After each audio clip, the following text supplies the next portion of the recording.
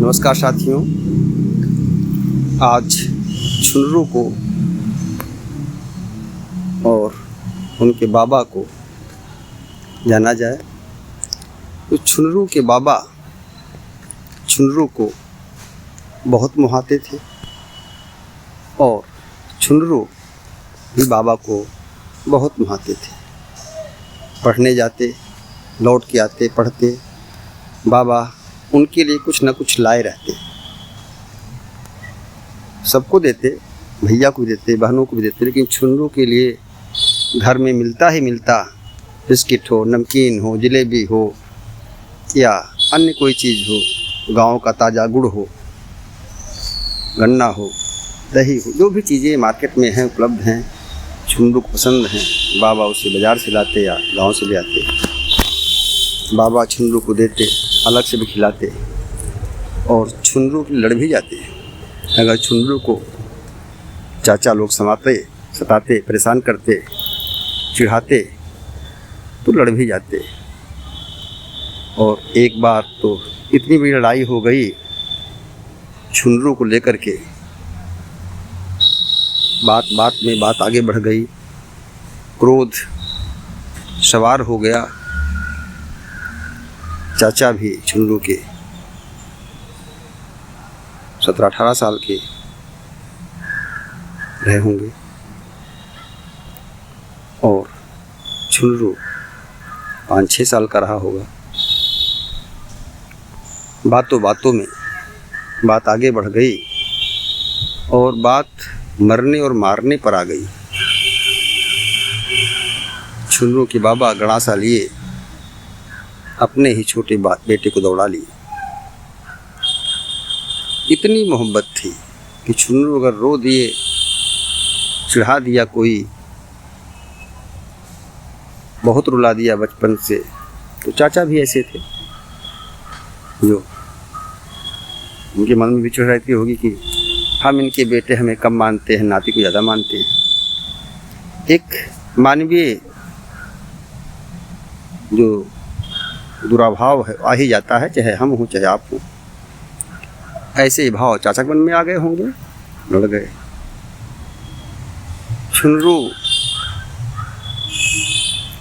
बाग बगीचे में टहलने की आदी थे, तो गांव की बगिया में छुनरू आम बीनते, महुआ भी बीनते और गांव के बाग की रखवाली भी करते।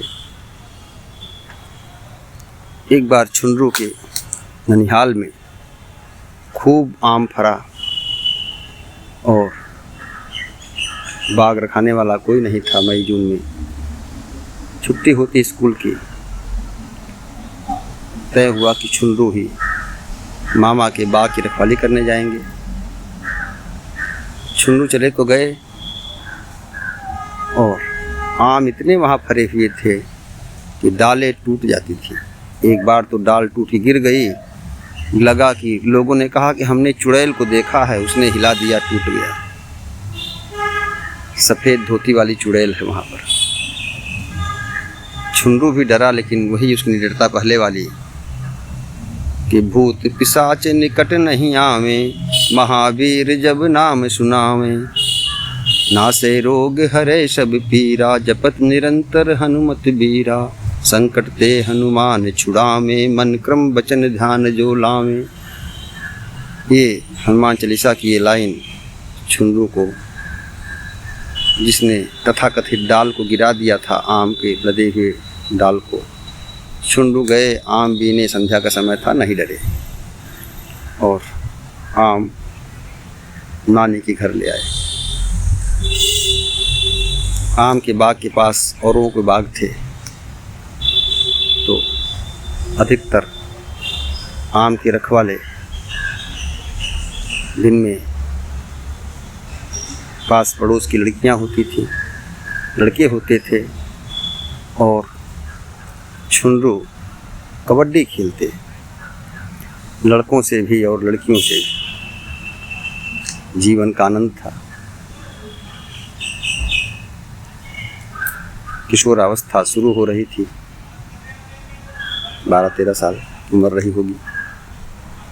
तो छुनरू के 2-3 महीने 2 महीने जुलाई के फर्स्ट वीक तक वहीं रहे और आधा आम जो जुलाई के बाद में पकता है उसकी रखवाली नहीं कर पाए, लेकिन अधिकतर आम की रखवाली कर गए नाना के यहाँ की। इस बीच में छुनरू के बाबा कई 2-3 बार ननिहाल छुनरू के गए होंगे, छुनरू से मिल के आए। एक बार तो साइकिल बिठा भी लाए और 2 दिन रखे रहे पास में, फिर छोड़ आए। जब ये हुआ कि नहीं जाना ज़रूरी है तो छुनरू के बाबा छुनरू के बिना रह नहीं पाते थे। और जुलाई जैसे शुरू हुआ, स्कूल खुला तो मामी से लड़ करके मामी से छुनरू की लड़ करके गाँव लिवाला है। छुनरू की मामी का कहना था अभी कुछ दिन रहने दीजिए, स्कूल में क्लास नहीं शुरू हो रहे हैं। बाबा छुनरू के इतने उत्साही थे साथ रहने के लिए, तो नहीं क्लास शुरू हो गया है और मेरा क्लास भी छूट रहा है छुनरू के बिना, हम छुनरू के बिना नहीं रह पाएंगे। और बाबा छुनरू को ननिहाल से लिवा लाए। छुनरू आम के बड़े शौकीन भी थे, शौकीन गांव की बाग की रक्षा करते, गांव पर भी आम खाते। आम को भूसी में रखकर पकाते कच्चे आमों को पकाने का ढंग जो गांव का प्राकृतिक सीखे थे छुनरू पके आम की शौकीन, भूज के शौकीन, आम को भून के खाना, कच्चे खाना, चटनी से खाना। तो बगिया और छुनरू, महुआ और आम दोनों को छुनरू बीनते रहते। गांव के जीवन में छुनरू इस तरह से बस गए और बाबा के मोह में इस शहरी जीवन की जो ललक होती है वो गांव की प्रकृति में उसे भी भूल गए। इस तरह छुनरू का जीवन बाबा के साथ विकसित होता है। हम अगले पार्ट में छुनरू पर और बात करेंगे। आप छुनरू के साथ मिटिया को सुनते रहिए। नमस्कार साथियों, मिटिया गुरु को लाइक, सब्सक्राइब और धन्यवाद।